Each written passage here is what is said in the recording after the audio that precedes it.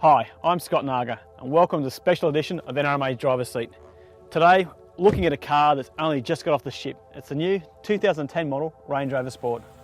The Driver's Seat has taken some early delivery of this vehicle so we can do some exclusive best car testing before the world launch. There's a host of new engines to choose from.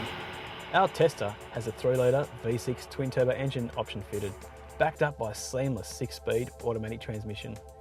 This engine generates an impressive 180 kilowatts of power. That's a 29% increase over the previous model and a class-leading 600 newton meters of torque. That's a 36% increase over the previous model that was equipped with a 2.7-litre V6 diesel engine. With this much power, it's claimed that the Range Rover Sport will accelerate from 0 to 100 kilometres an hour in just 9.3 seconds. So we decided to put it to the test, and we achieved 9.51 seconds from 0 to 100 kilometres an hour. Almost spot on. The ride in the Range Rover Sport was exceptional thanks to its comprehensive program of chassis refinements that have been introduced for the new model. The Range Rover steering is precise and delivers a good level of feedback to the driver under varying conditions. Even when pushed hard around the track, the Range Rover's handling always remained composed. And if you still insist and come into a corner a little bit too hot, the Range Rover's refined understeer control is going to do its best to start to pull the vehicle up, and then we hit the skids. As part of our testing for Australia's best cars, we do a brake performance test from 80 kilometres an hour. This car achieved 23.87 metres from 80 kilometres an hour, which is not bad for a car that weighs just over 2.5 tonnes. The new Range Rover Sport is equipped with all the latest safety features, including electronic traction control, electronic brake force distribution, and dynamic stability control, just to name a few. And finally, the safety of 6 airbags.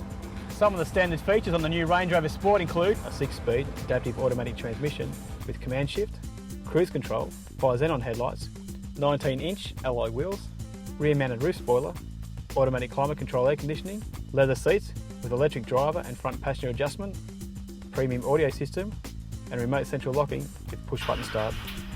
Externally, the new model is sporting some cosmetic changes. A new 2-bar front grille, a new bumper bar design, and light cluster finishes off a smarter, more elegant looking Rangie. The build quality, internal trims and paintwork throughout the Range Rover Sport is first rate, with top quality leather and plastic trims used throughout the interior. The dash and console on the Range Rover look a little bit busy at first glance, but after you take some time to have a look around and see what's happening, everything's pretty easy to use and pretty easy to work out. Even down to the controls for the four-wheel drive. It's all on a single knob for the different terrains. We can raise and lower the vehicle here.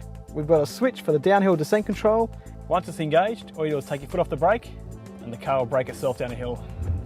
And then we move across to the steering wheel, where everything's conveniently located. Our everyday controls like the phone, the radio, cruise control, and our trip computer switches. The door pockets and the side doors of the Range Rover are a bit small, but you've got 2 large glove boxes to make up for it.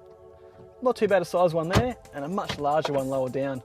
Also, if we move to the centre console, you've got some cup holders and a large centre console armrest that houses a connection for your iPod and iPhone, and below that, a very deep console. Then, if we move across to the dash, nice and easy to read, it's clear, there's a nice big speedo. My only concern is that there's a little digital speedo in the middle that I think is a bit too small for this model.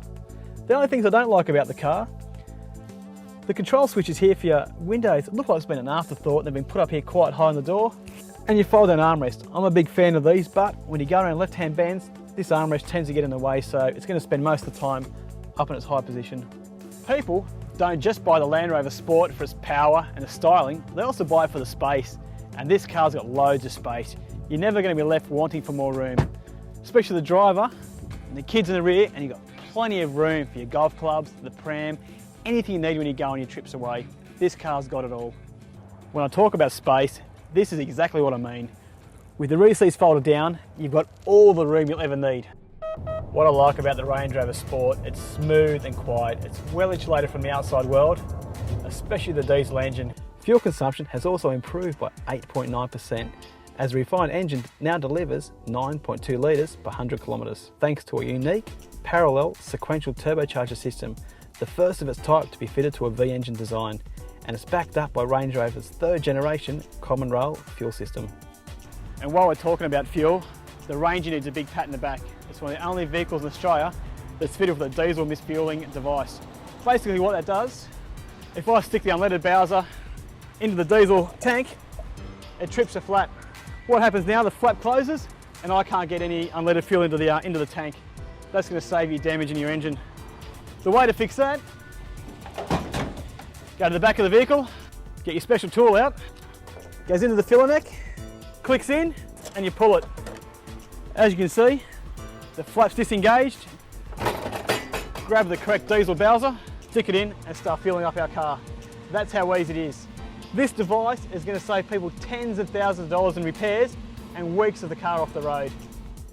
Prices for this model start at $99,900 and then you need to add on the statutory charges and dealer delivery costs. The Range Rover Sport is in its elements either cruising on the open highways or hitting the dirt tracks, although it's going to be a very rare sight to see one of these babies put to its full potential off the road. And we're not going to try that too hard today, as it's the only one in Australia at the moment. Unfortunately, most of its off-roading occurs in the urban jungles, with most of the ranges only having to contend with the occasional gutter or medium strip. Over the years, it's generated an obsessive following from customers that crave a stylish luxury four-wheel drive that offers uncompromised on and off-road performance with a styling package that's muscular and tough, but at the same time elegant and classy.